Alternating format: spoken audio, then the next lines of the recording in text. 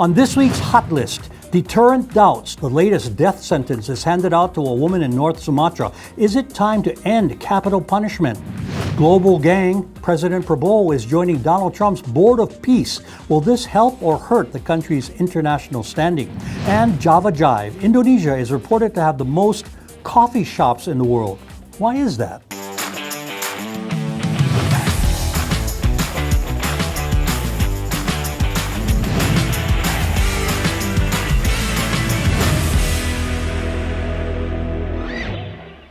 Hello and welcome. This is Hot Indonesia. I'm Dalton Tanonaka in Jakarta. Let's get started. Here are my co-hosts, Shahnaz Suhartono, author and wellness advisor. And sitting in for Sandy this week is Yenny Wahid, second daughter of the fourth president of the Republic of Indonesia, director of the Wahid Institute, which promotes pluralism. Hot topic number 1, deterrent doubts. The ruling in the Medan District Court on January 21st was death. Chut Salmia Ali was convicted of distributing 100 kilograms of methamphetamine, ice, or shabu shabu. Co-defendants got life sentences. Just 7 months earlier, 2 others in the same court got the same death sentence. In fact, prosecutors asked for capital punishment in more than 400 cases in this country in 2025. Now, the last actual executions came 10 years ago in Central Java, again for drug crimes. You know, the whole point of death sentences is to act as a deterrent to future crime, and criminals doesn't seem to be working, Shahnaz. Yeah, I don't think so either, because, you know, if we're talking about human rights, I'm going to be always against the death penalty, but we know that Indonesia and drug problems have been, you know, very challenging for the government. But nonetheless, it's still very hard to, you know, accept that people are. Right now, I just saw this morning that there are around 500 people that are in row for the death penalty, right? So yeah, it's very much devastating for me to read that. But if you're against the death penalty, what do you do then? How do you punish these? Nobody wants to have drugs in their community. Yeah. I don't know, maybe we can sort of come up with a harsher policy, you know, the approach. What's more harsh than death? Yeah, that's true though. Yeah. Well, you know, the issue of ending capital punishment has been debated on both sides for years. Yenny, where do you stand on this? Well, I think, you know, I have to say that most Indonesians that I know are actually not against capital punishment. Most Indonesians, like you said, see the death penalty as a deterrent, as a real deterrent against heinous crimes, you know, like especially against drug kingpins, especially, you know, like a crime against humanity, on the issues of terrorism, for example. So they see that as a real deterrent. But do you think it stops? Whether it does or not, it's debatable. Okay. Debatable. But the real thing is that the real issue is that actually people believe in that. It actually reflects the Indonesians' people sense or need to see justice. For them, this is justice. When you do a crime, serious offenses that brings massive problems to the society, then you need to be, justice needs to be upheld. I understand, but I don't think that this kind of penalty stops the really hardcore criminals who are going to do it anyway. I mean, the real bad guys, they do it because the reward is greater than the risk, right? Yes, for them. Well, you know, I think most criminals actually believe that they will not get caught. The psychology of many criminals, right? And so, but I think to a certain degree, you know, there has not been any research, in-depth research on this, whether it is effective or not. But like the news, for example, about the execution of the Bali 9 before, or the Filipinos, Mary Jane, that was pardoned by...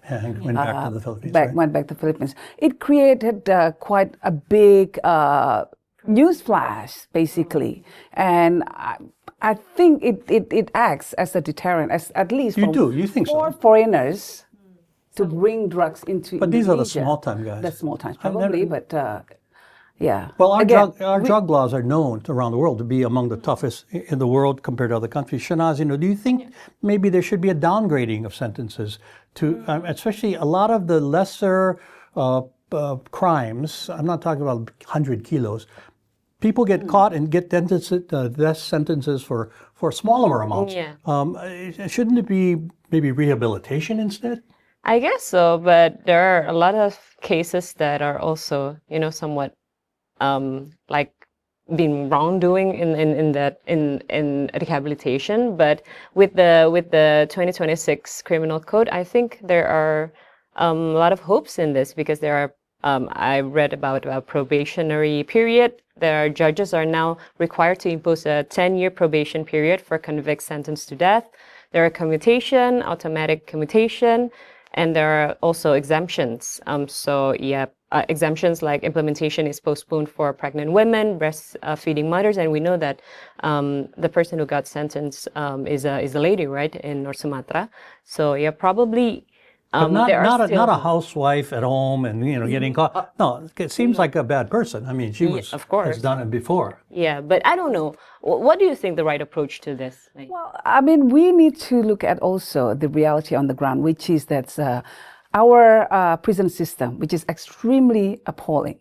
I mean, the prison in Indonesia are overcrowded. They're warehouses. They're not rehabilitated. No, and people just live in very appalling conditions, right? I mean, it's just you see like a very small cubicle where like 20 people have to be squeezed in there. There's not even enough space just to lay down to sleep. That's how appalling it is. So, we have a saying in Indonesia, it's mati segan hidup pun tak mau. Basically means that you don't want to die, but the living condition is just so horrible that you wish to just die, basically, right? So a life sentence is worse than a death sentence sometimes. A life sentence is just worse in my opinion. I mean, So maybe that's what they should do. I met many like people who got life sentences, and for them it's nightmare. So the criticism for death sentences are coming from where? I mean, is it just the human rights groups like Human rights. Well, Amnesty International? But yeah. there are Indonesians who are totally against it. Our Komnas HAM also, Human Rights Commissions, is actually against that because, death sentence is irreversible. Right. Once it's passed out, that's it. And then our judicial system is not the most ideal when it comes to the quality of the decision, the justice here. So the what ifs, there's so many what ifs. What if you pass on the wrong judgments on the case? What if, you convict innocent people or not as bad in the crimes that's accused against you is not as bad as. So which side are you on? Yeah? Are you? Which side I am on? I am on the side of improving the prison system. So For not me- necessarily supporting or wanting the death sentence struck down. Not necessarily that, no. Especially on crimes like terrorism. Yeah, Because some people, they just, some are bad people. some people, they don't want to see, to uphold humanity, basically. And do these people deserve to live? No, When they just want to take as many lives as possible? yeah, the different types of crimes deserve different penalties. I think as long as there is demand, though, there will always be suppliers. So the problem won't go away. The other options, to me, the solutions are education, right? yeah. Teaching people that there are other ways, and jobs. Then you take away the financial incentive, and that's the government's job. So that's where we are. Okay, Hot Indo will continue shortly with Global Gang. What benefit does Indonesia gain from Donald Trump's Board of Peace?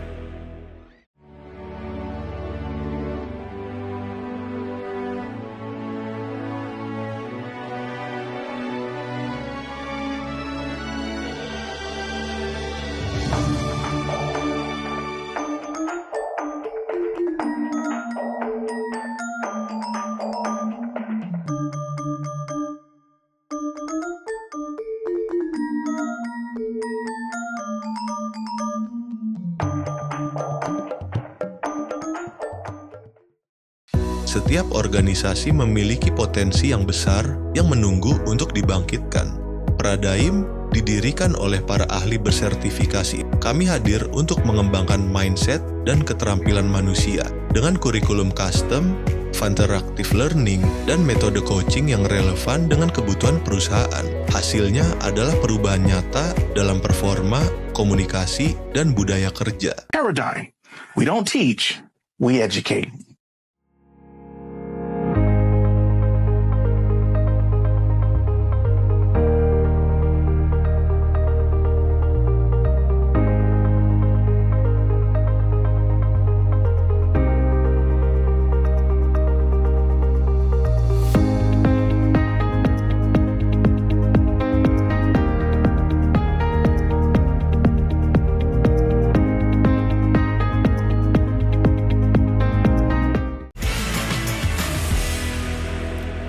You are watching Hot Indonesia with Shahnaz, Yenny, and me. Here's hot topic number 2, Global Gang. President Prabowo Subianto took the stage with 19 other leaders at the World Economic Forum in Switzerland on January 22nd to pledge membership in the Board of Peace. That's the creation of U.S. President Donald Trump, originally conceived to focus on rebuilding Gaza after military destruction in its fight with Israel. But its mandate now has expanded to tackling all global conflicts. Now, a lot of things to unpack here. You know, Trump invited dozens of countries to join. Only a few, maybe 20 or so signed up. Those missing, major powers, Great Britain, Japan, France, Russia, China, other major players. Yenny, first to you. We all want peace. What was your first reaction? I'm sure that President Prabowo is really sincere in that he wants Indonesia to be part of this solution to bring peace to the Palestinians, right, in the Middle East. But I am rather skeptical about the initiative, especially because it is driven by President Trump, right? You're not a fan, I guess. Not really. I think, you know, many Gazans are actually quite skeptical about the role that America is playing. You know, I don't think many are skeptical that America can be seen as a neutral peace broker here.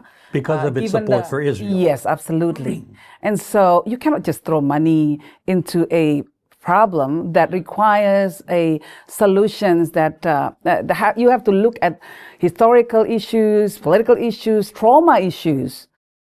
And before you can find a permanent solutions. So you cannot just throw money into it and hope that the problem will go away. Yeah, and Shahnaz, don't we already have a United Nations with a similar mission? Yeah, that's true. Yeah, diplomacy for peace is admirable, I think. But with this step that is being taken by Indonesian, I don't know. Some Indonesian analysts actually warned this step, you know, may tie Jakarta or Indonesia too closely to U.S. So I think that somehow could impacted our bilateral relationship, right? And I don't know if it's going to put us in a better position, as in the world, or let's just wait and see. You're saying that people are saying he wants to make good with Donald Trump. He wants to be his buddy. Maybe people are saying that, but yeah, we just have to wait. And I guess I'm with Yenny here when she said that financial contributions is not only the solution. We have to like approach it with another solution, I think. Yeah, the Gazans are very traumatized. I mean, they still look at the Nakba, for example, the catastrophe. This is the 1948 events in which the Palestinians were driven out of their houses during the war. As almost 1 million of Palestinian people live outside of Palestine, mostly in Jordan, in makeshift refugee camps. And so for them, most Palestinians feel that I would rather stay here. They see this reconstruction initiative as a way to permanently displace the Gazans from the area. They see that way with skepticism. There's also another, some analysts actually fear that it might just bring benefits too much to the political cronies the powerful developers, contractors, etc., rather than to the Palestinian people. Back to the money. Back to the money, absolutely. You know, Donald Trump, under the way it's set up, he would be the indefinite serving chairman of this board. It's well known that he seeks the Nobel Peace Prize. He Yes. practically begs for it. Well, he got a fever. He does. So, Right. so Yenny, does it look like a vanity or ego project for Trump rather than a serious attempt at helping? From my what I can gather, I mean my own analysis on him. And I'm asking you? Yeah, is that he is practically driven. You know, most of his actions were driven by whether that action will bring benefit to him personally, not necessarily to the U.S., but to him. For example, when when Israel attacked Qatar, right? Usually, the previous presidents of the United States would, because Israel said that it's because it's Hamas resides there, and usually, most U.S. presidents would support Israel in that action. But this time, Trump did not.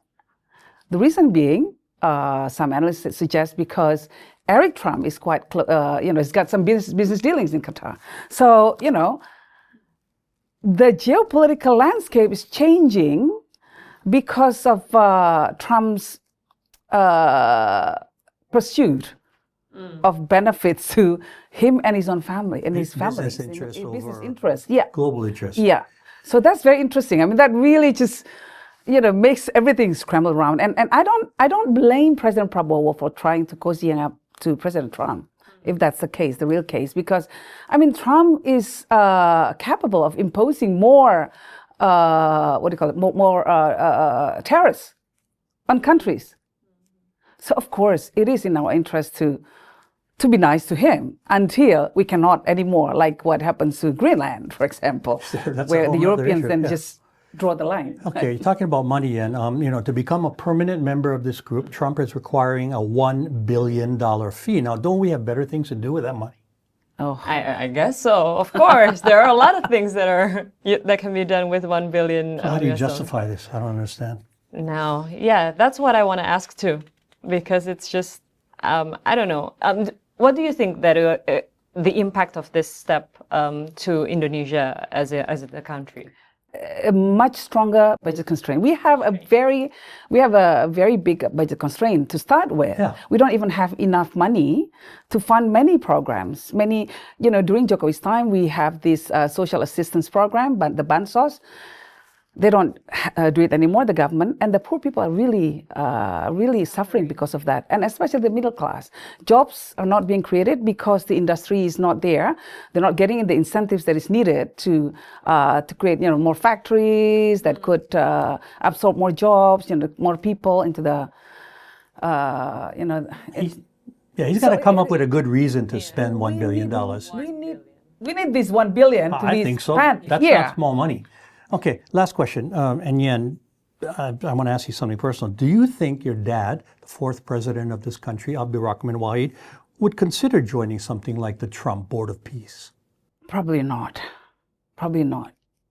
But my dad probably would have, would have done it differently either.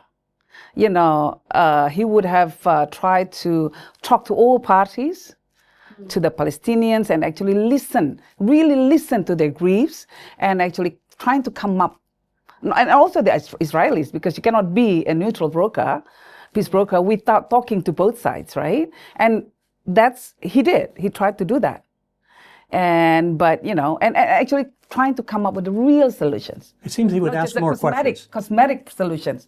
He would ask more questions first than just quickly joining something like this. He would go for a more substantial initiative, not just cosmetic initiative. Okay, that's fair. More Hot Indo is ahead. Java Jive. Why is it that Indonesia has more coffee shops than anywhere else?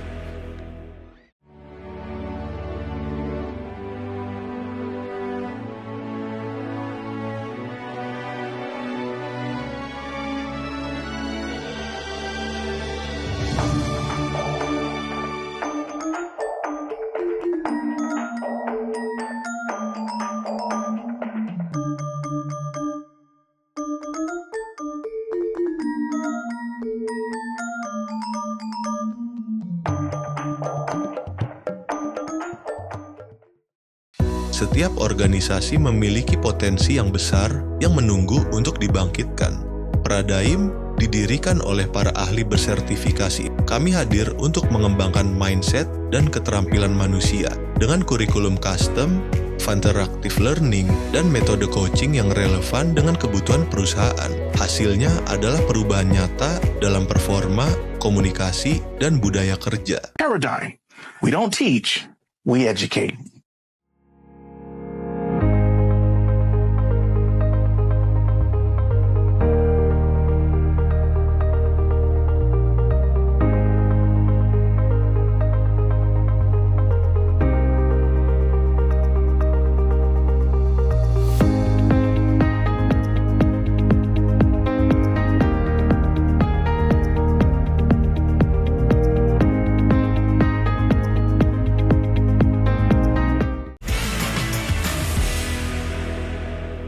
You're watching Hot Indonesia from Jakarta. Here's hot topic number 3, Java Jive. Most of the world knows that Indonesia produces great coffee, but the business website poidata.io reports that we also have the most places to drink that cup of Arabica than anywhere else. 460,000 shops scattered throughout the archipelago. That's way ahead of number 2 US with 140,000 cafes, with Vietnam and Thailand 3 and 4. You know, the reason I suspect people want to get out of their tiny, hot homes, do work on your laptop, and get together with friends for what is called nongkrong here. Shahnaz, what exactly is nongkrong?